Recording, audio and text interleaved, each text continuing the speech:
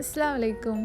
നോമ്പ് തുറക്കുന്ന സമയത്ത് നമുക്ക് ഒഴിച്ചുകൂടാൻ പറ്റാത്ത ഒന്നാണ് തരിക്കഞ്ഞി അല്ലെങ്കിൽ തരി കാച്ചിയത്. പല രീതിയിലും തരിക്കഞ്ഞി ഉണ്ടാക്കലുണ്ട്. ഞാനിപ്പോൾ കാണിക്കാൻ പോകുന്നത് ഏറ്റവും സിമ്പിളായിട്ട് ഉണ്ടാക്കാൻ പറ്റുന്ന ഒരു മെത്തേഡാണ്. അപ്പോൾ നിങ്ങൾ ആദ്യമായിട്ടാണ് എൻ്റെ ചാനൽ കാണുന്നതെന്നുണ്ടെങ്കിൽ സബ്സ്ക്രൈബ് ചെയ്യാൻ മറക്കരുത്. അപ്പോൾ നമുക്ക് എങ്ങനെ ഉണ്ടാക്കുന്നതെന്ന് നോക്കാം. അപ്പോൾ തരിക്കഞ്ഞി ഉണ്ടാക്കാൻ വേണ്ടിയിട്ട് ആദ്യം തന്നെ ഒരു പാത്രം വെച്ച് കൊടുത്തിട്ടുണ്ട്. അതിലോട്ട് 1.5 കപ്പ് പാലും 1.5 കപ്പ് വെള്ളമാണ് ചേർത്ത് കൊടുക്കുന്നത്. അപ്പോൾ ഒരേ മെഷർമെൻറ്റിൽ വേണം ചേർത്ത് കൊടുക്കാൻ. പാൽ എത്ര എടുക്കുന്നോ അതിനനുസരിച്ചിട്ട് വെള്ളവും ചേർത്ത് കൊടുക്കുക.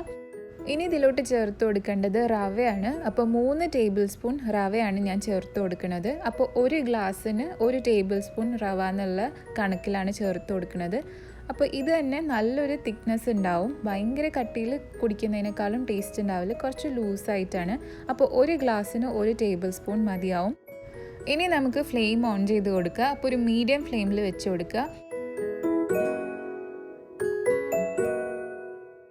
പിന്നെ ഈ സമയത്ത് നിങ്ങൾക്ക് വേണമെന്നുണ്ടെങ്കിൽ സേമിയ ചേർത്ത് കൊടുക്കാം. ഇനി ചേർത്ത് കൊടുക്കേണ്ടത് ഒരു 1/4 ടീസ്പൂൺ ഏലക്കായ് പൊടിച്ചതാണ്. അപ്പോൾ ഇനി നിങ്ങളുടെ കയ്യിൽ പൊടിയായിട്ടില്ല എന്നുണ്ടെങ്കിൽ ഒരു 2 ഏലക്കായ് കുത്തിയിട്ട് ഇട്ട് കൊടുത്താലും മതിയാവും. ഇനി ചേർത്ത് കൊടുക്കേണ്ടത് ഒരു നുള്ളു ഉപ്പാണ്. അപ്പോൾ ഉപ്പ് ചേർക്കുന്ന സമയത്ത് ആ ടേസ്റ്റ് ബാലൻസ് ചെയ്യാൻ വേണ്ടിയിട്ടാണ് ഉപ്പ് ചേർത്ത് കൊടുക്കുന്നത്. പിന്നെ ഇതിലോട്ട് പഞ്ചസാര ചേർത്ത് കൊടുക്കുക. അപ്പോൾ ഞാനിവിടെ 3 ടേബിൾ സ്പൂൺ പഞ്ചസാരയാണ് ചേർത്ത് കൊടുക്കുന്നത്. അപ്പോൾ നിങ്ങൾക്ക് അധികം മധുരം വേണമെന്നുണ്ടെങ്കിൽ കൂടുതൽ ചേർത്ത് കൊടുക്കുക കേട്ടോ. അപ്പോൾ 3 ടേബിൾ സ്പൂൺ നല്ലൊരു മധുരമായിരിക്കും. എന്നിട്ട് നമുക്ക് പാല് തിളക്കാൻ വേണ്ടിയിട്ട് വെയിറ്റ് ചെയ്യുക. അപ്പോൾ പാല് തിളച്ച് വരുന്ന സമയത്ത് 1 മിനിറ്റ് ഒന്ന് ഫ്ലെയിം കുറച്ച് വെച്ചിട്ട് നമുക്ക് ഒന്നും കൂടി ആ റവ നന്നായിട്ട് വേവുന്ന വരെ വെയിറ്റ് ചെയ്യുക. എന്നിട്ട് ഫ്ലെയിം ഓഫ് ചെയ്ത് കൊടുക്കുക.